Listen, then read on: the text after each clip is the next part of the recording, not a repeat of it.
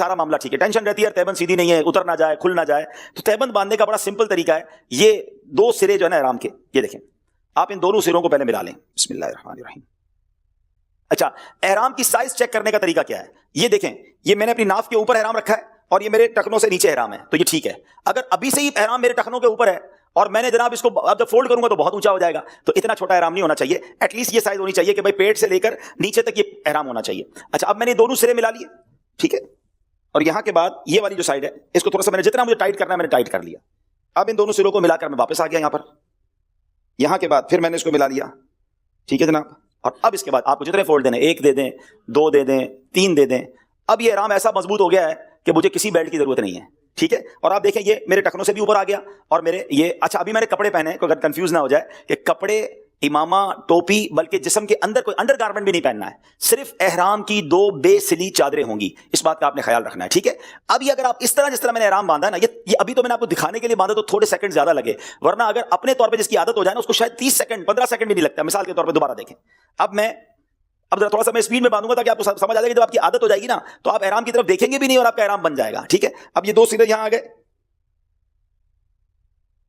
اور اس طرح اس کو کرتے جائیں, انشاءاللہ یہ بہت اچھے انداز میں آپ کا احرام بندھ بھی جائے گا. اور پھر اس کے بعد جب آپ اس طرح احرام باندھتے ہیں نا تو آپ کے احرام میں آپ کو چلنے کی بھی بڑی اچھی گنجائش مل جاتی ہے. کچھ لوگ تولیے کی طرح باندھ لیتے ہیں, پورا لپیٹ لیتے. جب آپ پورا کسی چیز کو لپیٹ لیں گے تو آپ چل نہیں سکیں گے پراپرلی. اب دیکھیں چونکہ یہاں بل بنے ہوئے نا تو اب میرے چلنے میں مجھے کوئی پرابلم نہیں ہوگی. کتنا پیر کھل رہا ہے, دیر از نو پرابلم, ٹھیک ہے. آپ چلتے جائیں گے, آپ کو احرام میں کوئی پرابلم نہیں ہوگی. تو یہ اس طرح آپ نے احرام باندھنا ہے تو انشاءاللہ آپ کو کسی قسم کا پرابلم نہیں ہوگا. پھر اس کے بعد یہ جو بیلٹ ہیں, اچھا بیلٹ بھی بڑے آسان اور اچھے آ گئے ہیں کہ بیلٹ پہ کافی اچھا سامان آ جاتا ہے. اب یہ جس طرح کے اسپورٹس بیلٹ کہلاتے ہیں یا ٹریول بیلٹ کہلاتے ہیں, اس طرح کا آپ بیلٹ لے لیں, کوئی بھی کمپنی کا لے لیں. اور یہ آپ دیکھیں گے کہ اس کا جو بکل ہوتا ہے, یہ بکل جب آپ اسے ڈالیں گے نا اپنے ساتھ, اب یہ دیکھیں یہ میں نے پیچھے ڈال دیا, ہمیں کرینا بند کر. اچھا یہ میں نے جیسے یہ بند کیا نا, یہاں سے آپ دیکھ رہے ہوں گے, ٹھیک ہے. یہ اس کا بکل آ گیا اور یہ ہم نے اس کو یہاں پر لیا ہے.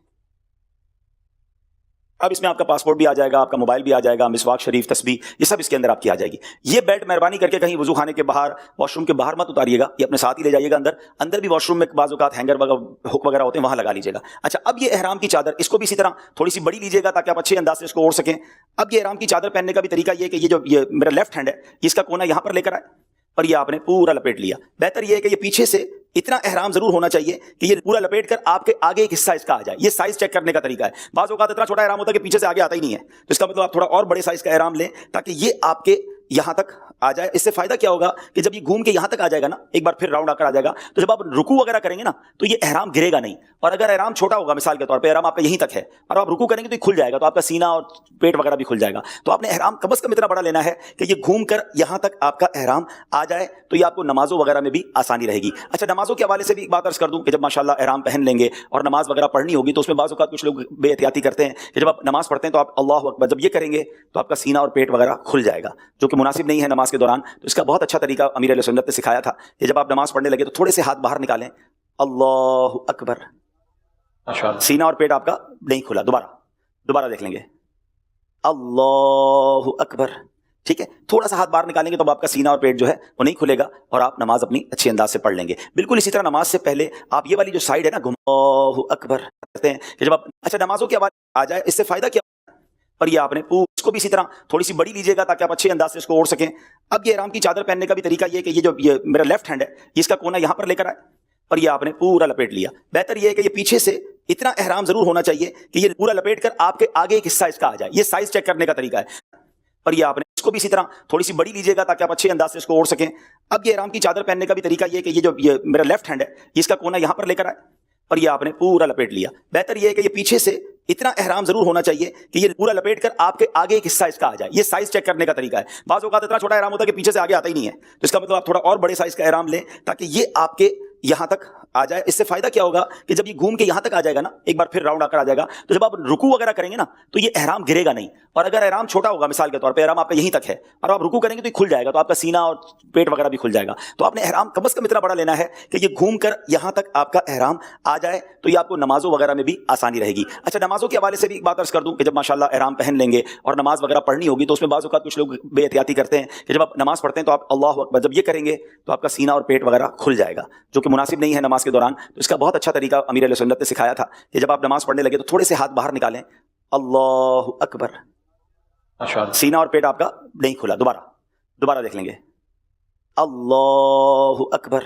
ٹھیک ہے, تھوڑا سا ہاتھ باہر نکالیں گے تو اب آپ کا سینہ اور پیٹ جو ہے وہ نہیں کھلے گا اور آپ نماز اپنی اچھے انداز سے پڑھ لیں گے. بالکل اسی طرح نماز سے پہلے آپ یہ والی جو سائڈ ہے نا گھما کر اس کو یہاں اندر پھنسا لیں. اس کی بڑی وجہ یہ ہوتی ہے کہ بعضوں کا جب یہ بار بار نیچے گرتا ہے نا اور ہم زور سے احرام اوپر کرتے ہیں تو یہ ہر بار احتیاط کرنی ہے کہ کسی حاجی کسی زائر کے سر پر احرام آپ کا نہ لگ جائے, کیونکہ اس کو سر پہ کپڑا رکھنا منع ہے اور آپ کی وجہ سے اس کے سر پہ کپڑا جا رہا ہے. سارے احرام والے ہوں گے نا, تو کسی کے منہ پہ کپڑا جا رہا ہوگا, کسی کے سر پہ جا رہا ہوگا, اس بیچارے کو صدقہ دینا پڑے گا. تو آپ نے اس کی احتیاط کرنی ہے کہ آپ نے احرام اوپر کرتے وقت بھی ذرا پیچھے دیکھ لینا ہے اور تھوڑا سافٹ ہینڈڈ اپنا احرام پیچھے کرنے کی عادت ڈالیں. یعنی جب بھی آپ کا احرام کھل جائے تو آپ نے اس طرح کرنے کی بجائے کہ پیچھے پہ دو بندے اور بھی ذرا آپ کے احرام کی برکتیں لوٹیں, اس کی بجائے آپ نے بہت آسانی کے ساتھ آرام سے اپنے احرام کو اوپر کرنا ہے. اس بات کا آپ نے خیال رکھنا ہے. تو یہ چند باتیں احرام پہننے کے حوالے سے. یہ بیلٹ ہو گیا, یہ چپل ہو گئی. پھر عرض کر رہا ہوں, احرام پہن لینا احرام نہیں ہے. یہ چادریں پہنی ہے میں نے, جب تک میں نیت نہیں کروں گا احرام کی پابندیاں شروع نہیں ہوں گی. تو یہ بھی ہو سکتا ہے کہ آپ گھر سے اگر آپ کو لگتا ہے کہ یار ابھی ایئرپورٹ پہ مشکل ہو جائے گا تو گھر پہ غسل کیا, خوشبو لگائی, احرام پہن لیا, نیت نہ کریں.